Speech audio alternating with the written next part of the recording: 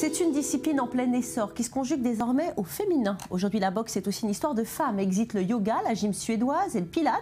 Cette année, c'est décidé, on passe à l'action pour sculpter son corps. L'idée, prendre des cours de boxe pour se défouler, affiner sa silhouette et surtout reprendre confiance en soi. Alors, vous savez, la boxe est un sport qui traverse les temps et depuis quelques années, elle connaît une forte féminisation. Isabelle Dajou s'est rendue pour nous dans une salle de boxe à côté des Tours Azrieli à Tel Aviv. Elle a rencontré Nili Bloch. Elle est championne de Thai boxe israélo-américaine. Cette jeune femme respire, vit et ne pense qu'à la boxe. Regardez.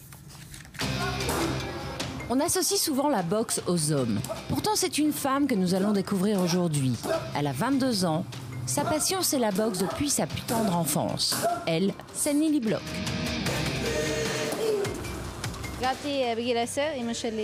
C'est à l'âge de 10 ans que ma mère m'a inscrite à mon premier cours de Thai box. Je pratiquais déjà plusieurs activités sportives à l'époque et très rapidement j'ai choisi de pratiquer uniquement la Thai box. Les gens ont tendance à croire que c'est un sport violent et sans règles. Mais c'est une discipline sportive enrichissante qui nous enseigne le respect de soi et le respect de l'autre.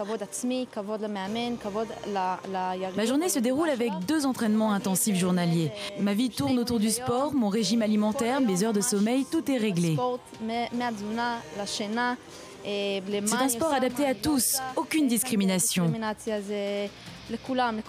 C'est aussi un sport qui peut faire peur aux hommes. Une femme qui est forte physiquement et mentalement peut remettre en cause leur virilité.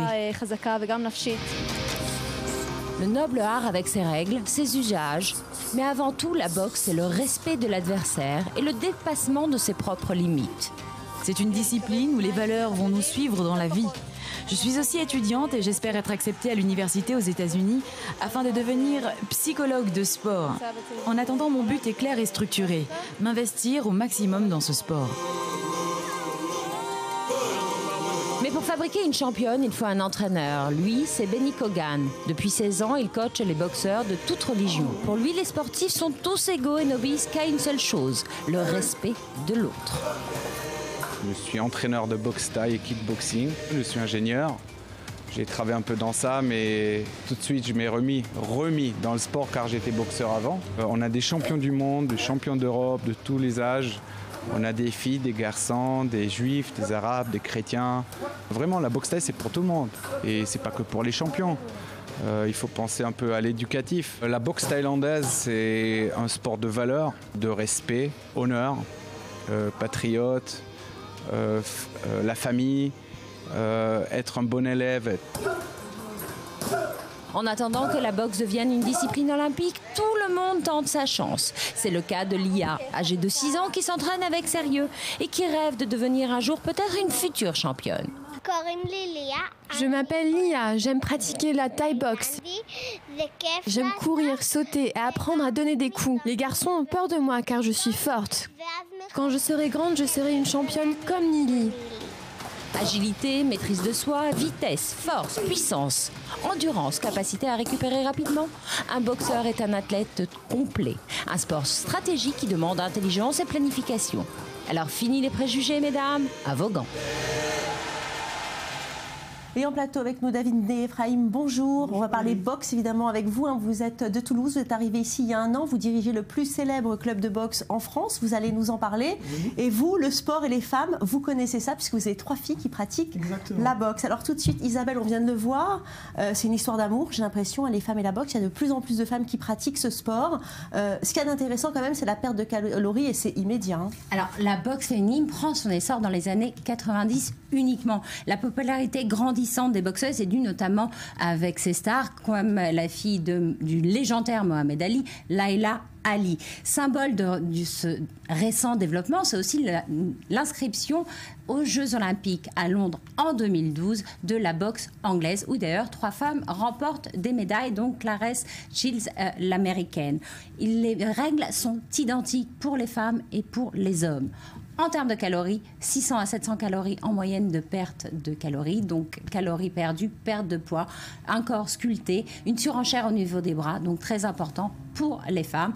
Et enfin, on travaille dur, on a envie de se déchaîner, de se défouler et de se muscler, c'est le sport. Ouais, en tous les cas, on l'a vu sur les images qui ont précédé. Nili, elle ne plaisante pas du tout avec les tablettes de chocolat.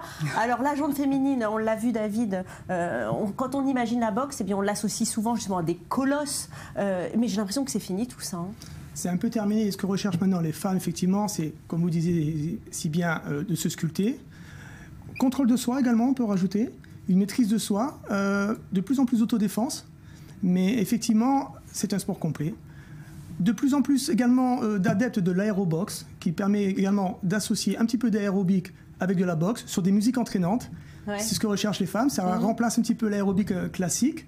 Donc vous adoptez un petit peu l'entraînement selon la personne que vous avez. Effectivement, on va s'adapter suivant une compétitrice, une personne qui a simplement envie de se faire plaisir, taper le sac, taper sur des palettes avec l'entraîneur, se défouler sans se blesser. Absolument, oui. Tout à fait. Mais quand on parle de boxe en général, alors on parle de boxe anglaise, on parle de boxe thaï, dites-moi, quelle est la différence? Les boxeurs anglais vont utiliser leurs pieds que pour monter dans l'autobus. Maintenant... interdiction. Voilà. La boxe anglaise, c'est simplement les bras et au-dessus de la ceinture. Et la boxe thaï, effectivement, on va taper un peu en dessous de la ceinture avec les jambes, des coups très violents. Alors, par exemple, on pense peut-être pas à ce problème-là pour les femmes, mais si on tape dans la poitrine, c'est quand même pas possible. Il y a des protections. Il existe des plastrons, effectivement, comme il existe des coquilles pour hommes. Des plastrons qu'on va placer suivant l'âge de l'enfant, à partir d'un certain âge. Mais maintenant, c'est tellement bien légiféré qu'on respecte bien l'intégrité physique des boxeuses. Est-ce qu'il y a un type de boxe qui est plus adapté pour les femmes? Qu'est-ce que vous conseillez? Non, je ne conseillerais aucun. L'important, c'est de se faire plaisir. Ouais. C'est d'abord se faire plaisir, participer à des compétitions, pourquoi pas, mais surtout se faire plaisir avec maintenant des entraîneurs qui sont exceptionnels, comme Benny Kogan ici, qui est un très bon entraîneur. Alors on vient de parler de Nelly Bloch, Isabelle, mais des boxeuses, il y en a de plus en plus dans le monde entier. D'ailleurs, on l'a vu lors des derniers Jeux Olympiques au Brésil. Tout à fait. Alors depuis 2012, aucune Française n'était arrivée au podium. Eh bien, cette année, Sarah Ourhamoun est devenue la première boxeuse à être sélectionnée pour les JO Olympiques, où d'ailleurs elle remporte sa médaille d'argent. Mais elle n'était pas la seule, puisque Estelle Mosseli remporte sa 9e médaille, dont la médaille d'or aux JO Olympiques. Alors de nos jours, David, c'est vrai qu'on parle beaucoup de football. À chaque fois qu'on voit le journal des sports, on ouvre évidemment par le football parce que c'est ce qui est vendeur. Mais ce noble art, ce combat à main nue, avec des vrais fondamentaux, des vraies valeurs, vous pouvez nous en parler ? Je peux vous en parler. Tout a commencé vraiment à l'époque grecque où on plaçait des lanières de cuir à la place des gants, avec même des lanières de cuir cloutées. Et tout ça a été légiféré à l'époque, beaucoup plus tard, par le marquis de Canterbury, qui s'est dit qu'on allait quand même légiférer tout ça et essayer de respecter un petit peu plus le physique des boxeurs en plaçant des gants matelassés, et des rounds et des reprises. Et éviter également de faire ce qui se faisait à l'époque, c'est-à-dire l'arrêt du combat avec le KO du boxeur. Alors justement, à Paris, de nombreuses femmes pratiquent la boxe. Je vous propose d'aller dans cette salle. Vous allez voir qu'elles sont chefs d'entreprise et qu'elles n'ont pas peur de mettre les gants. Regardez. Elles sont profs de pilates, cadres dans la finance, avocates. A priori, des jeunes femmes bien sous tout rapport. Mais 2 à 3 fois par semaine, elles ont un rendez-vous qui sort de l'ordinaire. Elles montent sur le ring. Un moment essentiel dans leur emploi du temps qui leur permet de se défouler après les tensions au travail. On est face à du stress, à des urgences. Et ce sport-là est idéal pour évacuer ces tensions de la journée, aussi bien le matin, le midi ou le soir. Je trouve que ça prépare à une autre partie de la journée plus calme, apaisée et vidée. Voilà, on est sur un petit nuage quand on sort de ce club après un cours. Depuis 2008, le nombre de boxeuses pour le plaisir a triplé selon la Fédération française de boxe. Un créneau vite repéré par les professionnels. Pour ces jeunes femmes exigeantes, des salles plus intimes ont récemment vu le jour dans la capitale, sur le modèle américain. Un ring, 1 ou 2 salles de frappe seulement, le tout dans un décor soigné et cosy. De quoi déjouer les a priori et convaincre les femmes d'enfiler les gants. Un club de boxe, moi je voyais Fight Club, je voyais Rocky, je voyais tout sauf une place pour les femmes. Et la première fois que je suis arrivée, j'ai vu quelques filles, quelques femmes. Et du coup, on trouve sa place, on nous la donne, mais on la trouve aussi. Les femmes ont d'ailleurs tellement trouvé leur place qu'elles représentent près de 2/3 des effectifs dans le club fondé il y a 2 ans par Brahim Asloum. Les femmes, j'ai l'impression, ont pris plus ou moins possession de la salle dès le départ. Et je crois que les mecs en sont ravis aussi, parce qu'il y a ce côté cette touche féminine et surtout, il n'y a pas de regard d'ego, de dureté. Mine de rien, c'est pas ce qui se passe dans une salle de boxe traditionnelle. Mais pour l'ancien champion olympique, ça reste malgré tout de la vraie boxe. Objectif, travailler le physique, parfois jusqu'à épuisement, mais aussi et surtout le mental. Et c'est peut-être ce qui explique cet engouement. Comme les actrices Nathalie Portman et Leila Bekti, qui sont, paraît-il, devenues accros, Oriane en a tiré des bénéfices inattendus sur le plan personnel. Ça m'apporte une assurance. Et je trouve que pour une fille, à l'heure actuelle, c'est super important.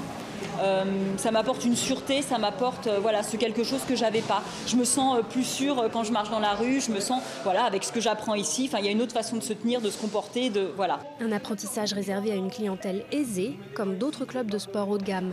L'abonnement tourne autour de 130 € par mois. De quoi mettre KO son portefeuille. Alors pour reprendre les termes de la jeune femme interrogée justement dans le reportage, elle dit assurance, elle dit sûreté. Grâce à la boxe, on peut arriver justement à avoir une meilleure maîtrise de soi? Certainement. La première chose qu'on en appréhende lorsqu'on arrive dans une salle de boxe, c'est de rentrer à la maison avec un gros cocard. Maintenant, ça existe de moins en moins, mais ça nous permet quand même de pouvoir travailler, de se défouler, mais surtout d'apprendre certaines techniques. Et technique du mental, effectivement, parce qu'un entraînement de boxe, c'est quand même difficile. Défier un homme, c'est important pour une femme sur un ring? C'est inutile. C'est inutile. Non, alors écoutez, je pense qu'elle les défie quand même suffisamment comme ça dans la vie. Ouais, mais en tous les cas, pourquoi je vous pose cette question? Parce que c'est vrai que la boxe, on en parle beaucoup pour les hommes. On voit de nombreux combats qui sont organisés à Las Vegas, qui génèrent des millions et des millions de dollars. On y est arrivé alors que la boxe était longtemps un sport qui n'était pas professionnel. Oui, on y est arrivé, je pense, pour les hommes. Je pense que pour les femmes, ça prendra beaucoup plus de temps. Ce sera quand même beaucoup plus compliqué. Malgré l'essor de la boxe olympique maintenant, ça a ramené beaucoup de femmes dans les salles de boxe. Mais de là à avoir des professionnels qui arrivent à générer des bourses énormes dans la boxe, je pense qu'on est encore loin. Alors vous êtes justement papa d'une jeune femme qui fait de la boxe. Oui. Comment on se sent quand on est parent et que sa fille, justement, même si ça devient de plus en plus courant, s'inscrit dans un club de boxe? Est-ce qu'on a peur qu'elle prenne un sale coup? Alors, si elle est déjà dans un club bien coté, avec de bons entraîneurs, elle ne prendra pas de mauvais coups. Parce que ça, c'est quand même bien légiféré. Ensuite, quand on connaît un petit peu la boxe, dans mon cas personnel, j'ai aucune appréhension à l'envoyer faire de la boxe, monter sur un ring, plutôt que de faire du football ou du rugby, où les blessures, cette fois-ci, excusez-moi pour les footballeurs et les rugbyman, mais les blessures sont beaucoup plus graves dans le football et le rugby que dans la boxe. Et vous pensez, vous, en tant que professionnel, que le regard justement sur la compétition de boxe féminine est en train de changer? Oui, certainement. Oui, certainement. Allez, fini les clichés donc qui entourent aujourd'hui le monde de la boxe, car ce sport, c'est aussi une histoire de nana, n'est-ce pas, oui. Isabelle? Merci à vous. Allez, on passe à notre séquence nutrition.